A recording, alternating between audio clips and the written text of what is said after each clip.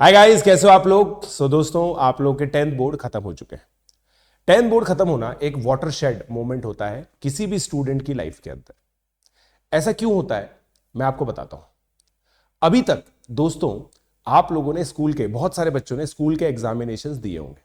आप में से कुछ स्टूडेंट ऐसे भी होंगे जिन लोगों ने कुछ ऑब्जेक्टिव एग्जामिनेशंस दिए, कुछ प्राइवेट ओलंपियाड्स दिए होंगे, कुछ स्टैंडर्ड ओलंपियाड्स दिए होंगे, कुछ स्टैंडर्ड एग्जामिनेशंस दिए होंगे, राइट। बट अब चीजें चेंज होने वाली है, क्योंकि दोस्तों आज तक जो भी ऑब्जेक्टिव एग्जामिनेशंस आपने दिए हैं वो कभी भी आपके लिए कंपलसरी नहीं थे। कंपलसरी ना होने का मतलब क्या होता है? अगर आप एनएसओ एग्जामिनेशन नहीं देते, उससे आपके 8 से 9th क्लास में जाने में कोई डिफरेंस नहीं आता है। बट दोस्तों अब आप ऐसे एग्जामिनेशंस की प्रिपरेशन करने वाले हैं जो आपके लिए कंपलसरी करियर एग्जामिनेशंस है। जी हां, मैं बात कर रहा हूं दोस्तों जेई और नीट की। मैं बात कर रहा हूं दोस्तों जेई और नीट एग्जामिनेशन की। ये दोनों ही एग्जामिनेशन ऐसे हैं दोस्तों जो इंजीनियरिंग और मेडिकल के लिए कंपलसरी है। अगर आप आईआईटी बॉम्बे में पढ़ना चाहते हैं, आप आईआईटी दिल्ली में पढ़ना चाहते हैं, आप एम्स दिल्ली में पढ़ना चाहते हैं, इन दोनों में से किसी एक एग्जामिनेशन को आपको क्लियर करना ही पड़ेगा। इंजीनियरिंग की जितनी भी फील्ड्स हैं उसके लिए आपको जेई मेन देना पड़ेगा, फिर जेई एडवांस की तैयारी करनी पड़ेगी। तो अब जो आप लोग फेस करते आए हैं उससे ड्रास्टिकली अलग चीज फेस करने का मौका अब आप लोगों को मिलेगा, अगर ऑब्वियसली आप जेई नीट के लिए प्रिपेयर करते हैं तो। इनफैक्ट अगर आप कॉमर्स भी लेते हैं तो आप सीए सीएस के लिए प्रिपेयर करेंगे। लॉ लेते हैं, लॉ के लिए अगर आप प्रिपेयर करना चाहते हैं तो आप लोग क्लैट का एग्जामिनेशन देंगे। ये सभी ऑब्जेक्टिव एग्जामिनेशन है। तो ऑब्वियसली एक मेरा नेक्स्ट वीडियो जो है वो है difference between objective and subjective examination, उस वीडियो को आप जरूर देखिएगा। बट मैं कुछ चीजें आप लोगों को बताना चाहता हूं यहां पे, ठीक है। देखिए, आपने जैसे बोर्ड एग्जाम दिया, बोर्ड एग्जाम के अंदर आप एक रिड्यूस्ड सिलेबस पढ़ रहे हैं, राइट। एक रिड्यूस्ड सिलेबस 1 साल का आप लोगों ने पढ़ा। अब मान लीजिए ये सिलेबस एक्स है, थोड़ी बहुत अलजेब्रा की यूज मैं करूंगा। अब दोस्तों आप करेंगे जेई का एग्जामिनेशन, फिर मैं आपको बात करूंगा नीट का, राइट।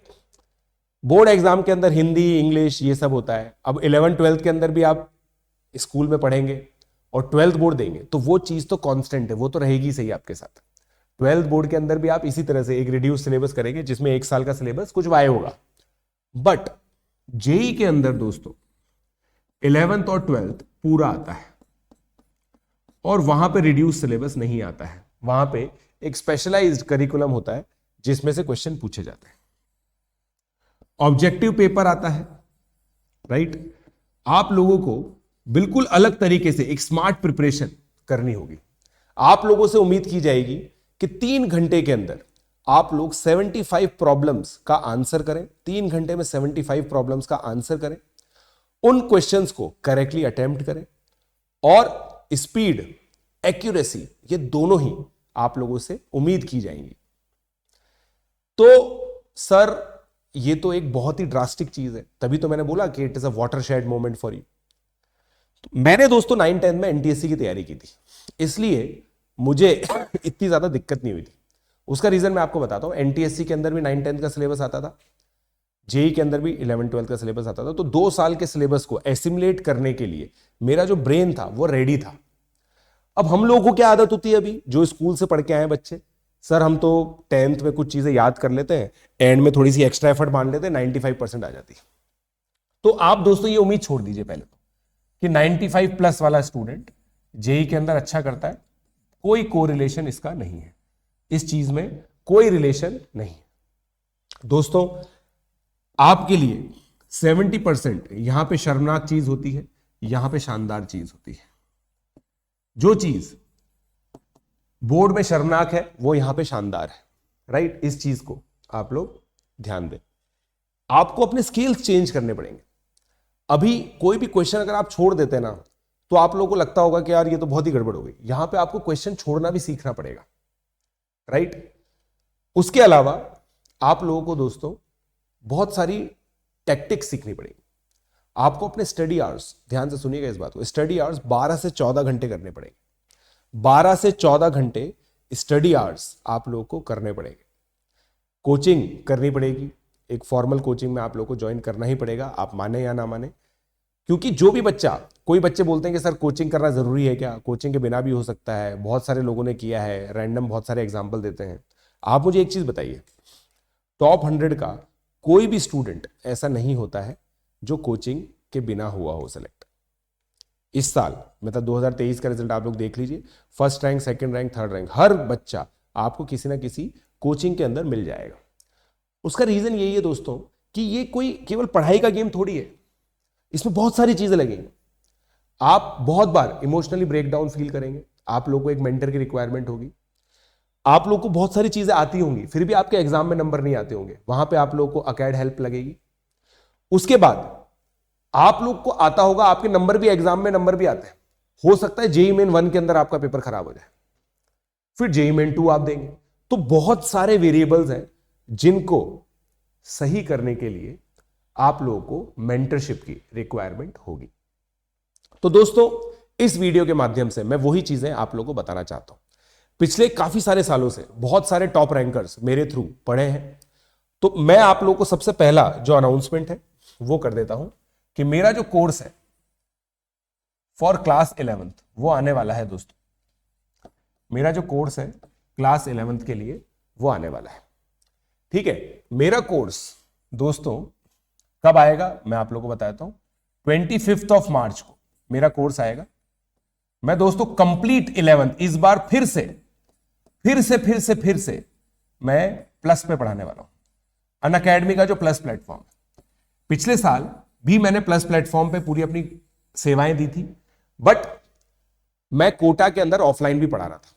इस साल जो स्टूडेंट्स हैं ऑफलाइन मुझसे नहीं पढ़ पाएंगे, मैं बिल्कुल क्लियर बता रहा हूं दोस्तों। अगर आप मुझसे पढ़ना चाहते हैं तो आप लोग प्लस पे नहीं पढ़ पाएंगे, मतलब सॉरी, प्लस पे पढ़ पाएंगे, ऑफलाइन आप लोग नहीं पढ़ पाएंगे, ठीक है। बट द गुड न्यूज, आपकी जो टेस्टिंग है वो बिल्कुल कोटा के हिसाब से होगी, कोटा मेथोडोलॉजी से। जो नोट्स हैं आप लोग को दोस्तों अनअकैडमी की ऐप पर, अगर आप लोग अभी देखेंगे, अभी यूएलएफ भी चल रहा है दोस्तों, 8 से 15 तारीख तक आप अनअकैडमी की ऐप को फ्रीली एक्सेस कर सकते हैं। तो अनअकैडमी का जो स्टडी मटेरियल है वो सॉफ्ट कॉपी में आप लोग को प्लस पे मिल जाएगा। जो इस साल बटेगा वो ऑलरेडी अपलोडेड है, तो उसी मटेरियल को हम लोग फॉलो करेंगे, ताकि मैं चाहता हूं आप लोग मुझसे पढ़ के क्लोजली कोटा के स्टूडेंट्स, पूरे इंडिया के जो अनअकैडमी सेंटर्स के स्टूडेंट्स हैं उनके साथ कॉम्पीट कर सकें। तो ऑल इंडिया रैंकिंग आप लोगों को इसके अंदर मिलेगी।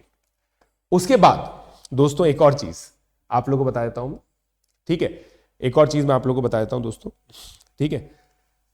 ये कोर्स प्लस पर फ्रीली अवेलेबल है, मतलब आपके पास बस प्लस सब्सक्रिप्शन होना चाहिए। तो आप लोग दोस्तों प्लस सब्सक्रिप्शन खरीद सकते हैं using the code PJ live. एक साल का प्लस सब्सक्रिप्शन, अगर आप लोग केवल 11th पढ़ना चाहते हैं तो एक साल का प्लस सब्सक्रिप्शन खरीद लीजिए using the code PJ live. और एक डिस्क्रिप्शन में फॉर्म अवेलेबल है, डिस्क्रिप्शन में एक फॉर्म अवेलेबल है क्लास 11th के लिए। जो भी बच्चे क्लास 11th मुझसे पढ़ना चाहते हैं वो ये फॉर्म भर सकते हैं, ठीक है। तो ये फॉर्म आप लोगों को मिल जाएगा डिस्क्रिप्शन के अंदर ही, प्लीज इस फॉर्म को भरें। और प्लस सब्सक्रिप्शन, अगर आप प्लस सब्सक्रिप्शन डायरेक्ट लेना चाहते हैं ले लीजिए, अगर आप चाहते हैं कि टीम से डिस्कशन करना है कुछ तो आप टीम से डिस्कशन भी कर सकते हैं। ये सारी चीजें चलेंगी। और एक और चीज, यही बैच दोस्तों गेटवे टू एसआरजी होगा। आपको पता है ये बहुत सारे स्टूडेंट मेरे साथ जुड़ते हैं, फिर उनमें अच्छा पोटेंशियल दिखता है तो उनको स्पेशल रैंकर्स ग्रुप में डाला जाता है, राइट। तो दोस्तों ये पूरी प्लानिंग थी जो मैं आप लोगों को बताना चाहता था। यही चीज आप लोगों को फॉलो करनी है अगर आप मुझसे पढ़ना चाहते हैं तो। उसके अलावा दोस्तों अगर आप अनअकैडमी सेंटर्स पे पढ़ना चाहते हैं तो अनअकैडमी सेंटर्स पे आप जो भी आपका नियरेस्ट सेंटर है वहां पे विजिट कर सकते हैं। और वहां पे आप लोगों को दोस्तों सारी की सारी जो फैसिलिटीज है वो बताई जाएंगी। 11th की जो क्लासेस हैं दोस्तों लार्जली सब जगह मार्च एंड से अप्रैल फर्स्ट वीक में स्टार्ट, ठीक है।